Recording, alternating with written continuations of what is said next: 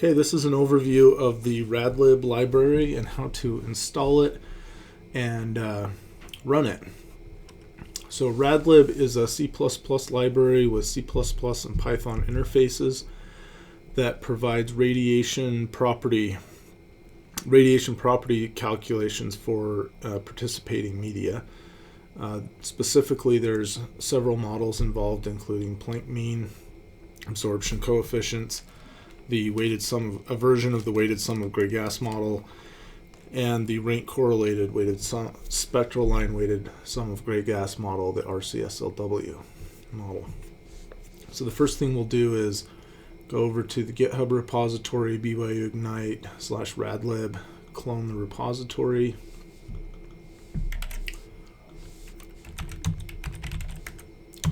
And the software that's needed for this are standard C++ compilation tools. You need to have CMake installed, as well as Cython, matplotlib, and NumPy for Python. And we're doing the compilation here with Python 3. So let's go into the RadLib folder. You can see the directory structure here. There's a README build directory. RCSLW data is in the data directory, some documentation, some examples, and the source code. So this is a library that gets built, and if we go into the build directory and look at the user config, the default is to install this in a directory in the main folder called installed. You can change that if you like, and the default here is to build the Cython interface as well.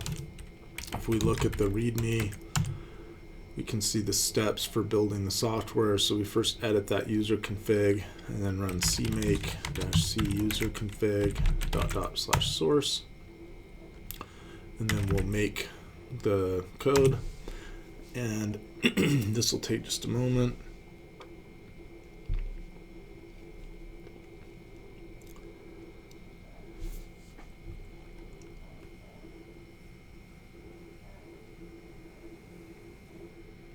Okay, and then run make install, and this will install both the library as well as make and install the Cython interface and build the C++ and Python examples.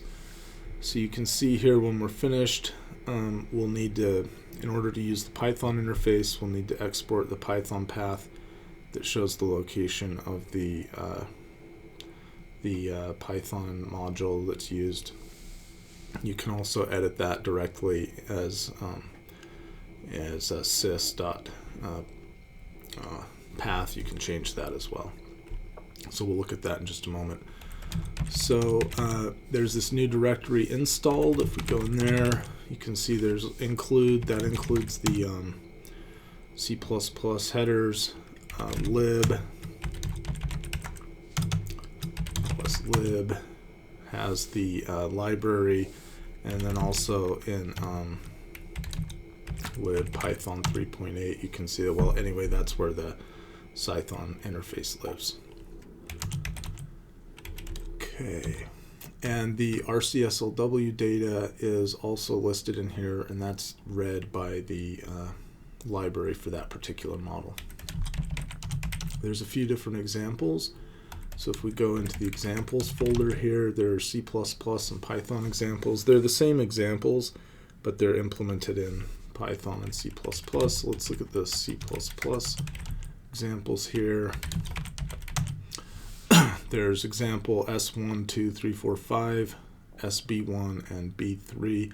These are all solving the radiative transport equation between infinite parallel plates using a simple ray tracing solution, and that solution is in this parallelplanes.cc, which has this solver here, parallel planes, and it calls a code here. It calls this IIT routine to actually solve for a particular intensity. So this solver is making use of, for various gray gases, is making use of the library, and here's the main interface to this library, get KA. So those are most of the examples. There's a simpler interface here called simpleinterface.cc that just demonstrates setting this up. So we include the header files, set a gas temperature, pressure, composition of the gases, including soot, and then we're creating 3 different radiation objects: Planck Mean, weighted sum of great gas, and RCSLW models for the 3 that are implemented here. And then we have a consistent interface for all 3 of these. Get Ka, these will get the absorption coefficients and the weights for the various gases that are being solved.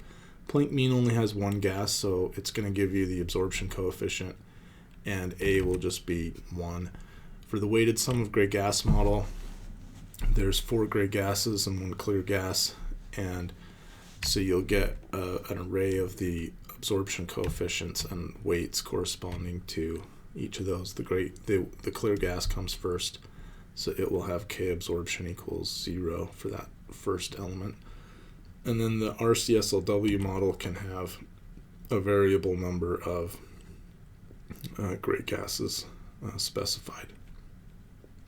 And then this routine simply, so we call those, and then it simply outputs the different values. So to run that, it's already been compiled. Simpleinterface.x will just show us the absorption coefficients for and weights for these different models for this particular gas state. And then the example that was noted before, this parallel planes, will do something very similar. At each grid point between the plates, we can compute the absorption coefficients based on the local chemical state, and then use that to solve for the intensities and then the other quantities of interest like the heat flux and radiative source term. There's a routine here called run examples. So if we look at that, run examples simply just goes through and executes each of these.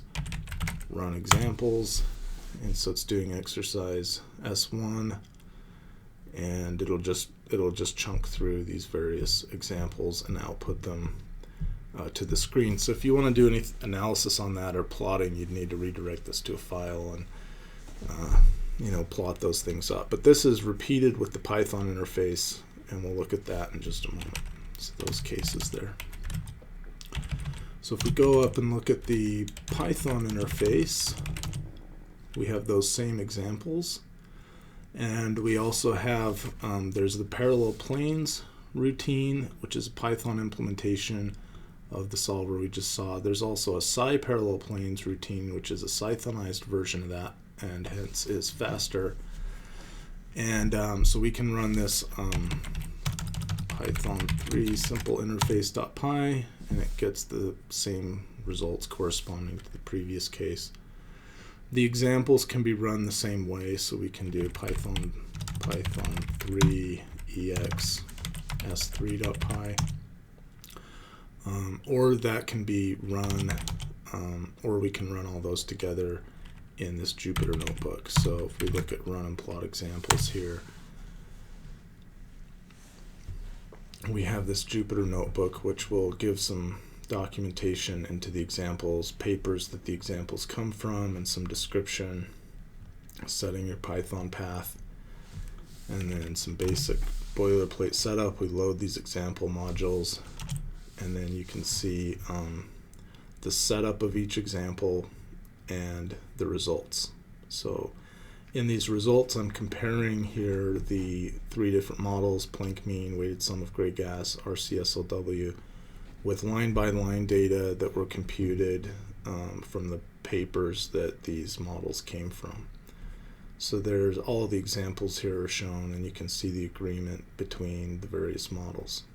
So in general, the Planck Mean model does not do that great in comparison to the weighted sum of great gas, for example, and the RCSLW model. In the RCSLW model, in example 5, we changed the number of gases. So in all the previous examples, weighted sum of great gas and RCSLW had the same number of gases. And here we compare with different numbers of gases, which is possible with the RCSLW model. And you can see that model actually does quite well under all the cases tested. The cases tested come from 3 different papers, and we can see some of those results here. The final case includes a test case with soot formation, which is available in both the RCSLW model and the Planck Mean model. So there's summary cases for both implementing, installing, and running those calculations. Let's see. So that gives you a summary of how this code is set up. Let me just go to the source code briefly. Here in the C++, the main code here is structured on a abstract base class called rad.h, and it sets the interface function here, primarily get ka, and then that's inherited by these child classes rad. Let's look at weighted sum of gray gas .h and .cc, for instance, where we inherit from the parent rad class and then implement the specifics of this get ka function here for that particular model, and likewise for the RCSLW model. So this can provide a convenient framework for extending the model to other radiative property models for participating media. And that's it.